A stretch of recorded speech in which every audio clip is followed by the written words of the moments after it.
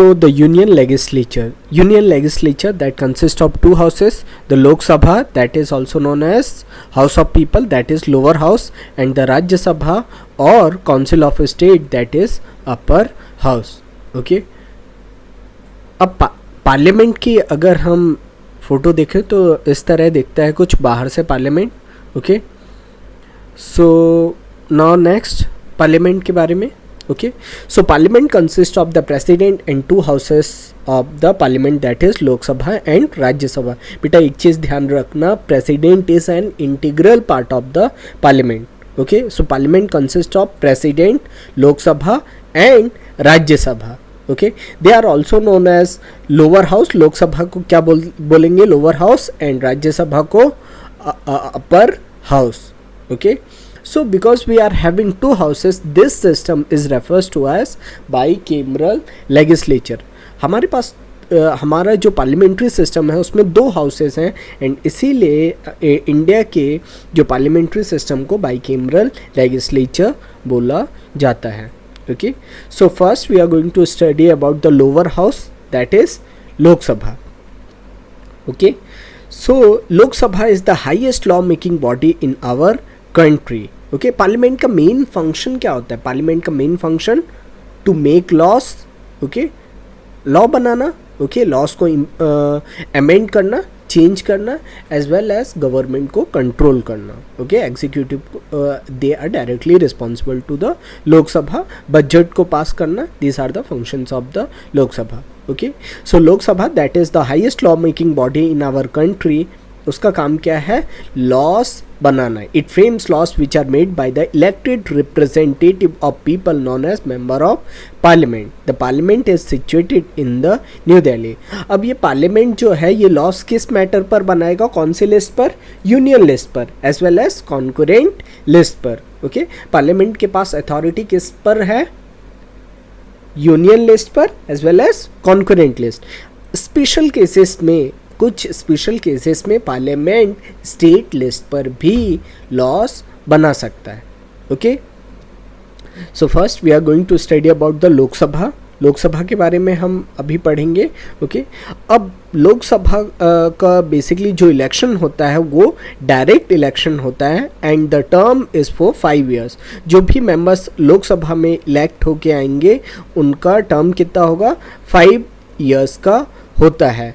Okay, अब इसको lower house तो बोला जाता है, but it is more powerful than the Rajya Sabha. Although it is called lower house, but it is more powerful than the Rajya Sabha. There are total 545 members, out of which 543 members are directly elected and 2 members are nominated by the president from the Anglo-Indian community. अब ये Anglo-Indian community का क्या मतलब? Basically either of the parents were from India or Britain. Okay, so India और British का जो mixture होगा उसे क्या बोलेंगे? Anglo Indian community. इंडिया में एक क्रिकेटर है Stuart Binny, that is from the Anglo Indian community. Okay, so either या तो मदर इंडिया से हो, फादर ब्रिटेन से, या फादर इंडिया से हो, मदर ब्रिटेन से. ओके, ऐसा तो उन्हें Anglo Indian. So basically 2 members are nominated by the president from the Anglo Indian community. Okay, अब लोकसभा का टेनर 5 years का है, बट लोकसभा क्या अपने टेनर से पहले भी डिसॉल्व हो सकती है अगर उसके पास मेजॉरिटी सपोर्ट लोकसभा में नहीं है. ओके, एंड एक स्पेशल कंडीशन में जो लोकसभा का टेनर 5 years से 1 year और बढ़ भी सकता है ड्यूरिंग द इमरजेंसी के टाइम पीरियड पर लोकसभा का टेनर बढ़ भी सकता है. ओके, अब हम ये देखते हैं कि बेसिकली ये मेजॉरिटी सपोर्ट क्या होता है, ये सब लोकसभा की बेसिकली कैसे इलेक्शंस होता है ये देख लेते हैं. ओके, सो बेसिकली इंडिया को क्या किया जाता है? पूरा 543 टेरिटोरियल कॉन्स्टिट्यूएंसीज को पूरे इंडिया को डिवाइड कर दिया जाता है. जितने भी स्टेट्स इंडिया में हैं इनको सबको 543, ये जो आपको डॉट दिख रहा है, basically these are representing territorial constituencies. अब टेरिटोरियल कॉन्स्टिट्यूएंसीज का क्या मतलब? एक स्पेसिफिक जोग्राफिकल एरिया में जितनी भी पॉपुलेशन रहती हैं that is going to, for example ये एक टेरिटोरियल कॉन्स्टिट्यूएंसीज हो गई ए, got it. So there are 543 territorial constituencies. अब इन territorial constituencies में direct election होगा. Direct election means people are going to vote for the representative. अब इन सब जितनी भी सीट्स हैं इनमें एक रिप्रेजेंटेटिव होगा जिसको हम वोट देंगे, एंड वो अगर वहाँ से इलेक्ट होके जाएगा तो वो कहाँ बैठेगा, लोकसभा में बैठेगा, and they are going to represent that territorial constitute. वहाँ के जितने भी लोग हैं उनको वो क्या करेगा, रिप्रेजेंट करेगा. ओके, सो 545 जो ये टोटल सीट्स हैं, अब इनमें से क्या होगा, आउट ऑफ 545 लोकसभा का इलेक्शन जो होगा, जनरल इलेक्शन जिसे बोलते हैं, डायरेक्ट इलेक्शंस, उसमें अगर किसी गवर्नमेंट के पास 272 सीट्स आ गई तो वो क्या करेगी, they are going to make government, they are going to form government. अगर किसी भी पॉलिटिकल पार्टी के पास 272 सीट्स आ गई तो they are going to form government. For example BJP के पास राइट नाउ 282 सीट्स हैं, means they are enjoying the majority support in the Lok Sabha.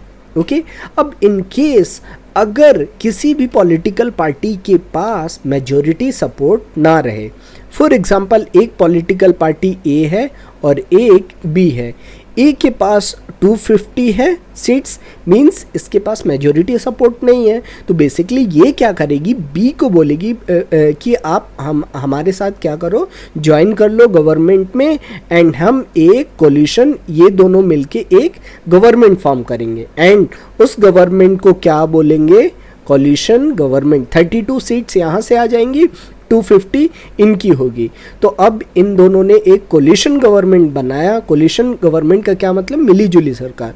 They are going to form coalition government, and फिर ये अपनी गवर्नमेंट का फॉर्मेशन करेंगे. सो अब ये कोलिशन मेजोरिटी सपोर्ट जब तक है तो ठीक है, अगर 272 सीट्स के अगर किसी पार्टी के पास है तो yes, they are going to complete the 5-year term. But यहाँ अगर किसी भी पॉलिटिकल पार्टी के पास मेजोरिटी सपोर्ट नहीं है तो उस केसेस में उनका जो टेनर होता है वो 5 years का जनरली फिक्स्ड नहीं होता है. फॉर एग्जांपल अब यहाँ ये जो बी पॉलिटिकल पार्टी है, अगर इसने 2 साल बाद ये जो 32 मेंबर्स हैं इनका सपोर्ट ले लिया, गवर्नमेंट से ये हट गए, okay, they are saying that government is corrupt and we are going to no more became part of this corrupt government. इन्होंने अपना majority support ले लिया, तो that means 250 की जो ये है ये minority में आ जाएगी, इनके पास minority में होगी, means majority support नहीं है, majority support कितना 272 चाहिए. तो अब इनको क्या करना पड़ेगा, ए को रिज़ाइन करना पड़ेगा, गवर्नमेंट क्या हो जाएगी, डिज़ोल्व हो जाएगी, and as a result before completing their tenure, 5 year का जो टेनर होता है उससे पहले ही ये क्या हो जाएंगे, डिज़ोल्व हो जाएंगे. ओके, सो बेसिकली ये समझ में आया. टोटल 545 में ये 2 हटा देते हैं, बेसिकली 543 होती है जो एग्जैक्ट सीट होती है, because 2 are basically nominated. Okay, so हमें मेजोरिटी सपोर्ट कितना चाहिए, 272. समझ में आया ये. Okay, so next now election to the Lok Sabha. Okay, election to the Lok Sabha मैंने अभी आपको समझाया कि basically the whole country is divided into several territorial constituencies. Territorial constituencies समझ में आया आपको. फॉर एग्जांपल ये टेरिटोरियल कॉन्स्टिट्यूएंसीज हो गई. Okay, now the candidates are elected through a secret ballot. Okay, अब सीक्रेट बैलेट का क्या मतलब कि एक इलेक्ट्रॉनिक वोटिंग मशीन होगी ये.